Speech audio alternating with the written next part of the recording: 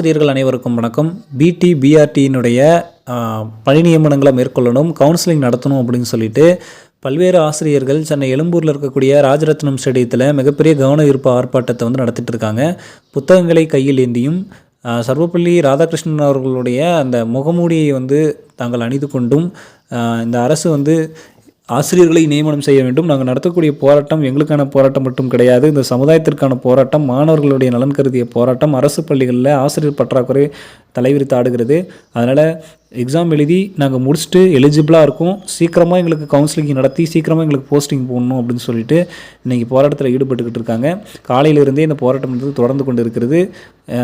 இருக்க போராட்டமானது தொடர்ந்து தீவிரமாகி கொண்டு இருக்கிறது. நிறைய பத்திரிகையாளர்கள், செய்தியாளர்கள் எல்லாம் இந்த போராட்ட ஆசிரியர்களை சந்தித்து பேட்டி எடுத்துக்கிட்டு இருக்காங்க. தற்போது இது பேசும் பொருளாக இருக்கிறது. மேலும் என்ன நடக்கும் அப்படிங்கிறத நம்ம ஈவினிங் பார்த்துட்டு அப்டேட் பண்ணுறோம். மேலும் டிஆர்பி மற்றும் பள்ளிக்கல்வித்துறை சம்பந்தமான உடனடி தகவல்கள் மற்றும் அப்டேட்டுக்கு நம்ம சேனலோடு இணைந்திருங்கள். நன்றி.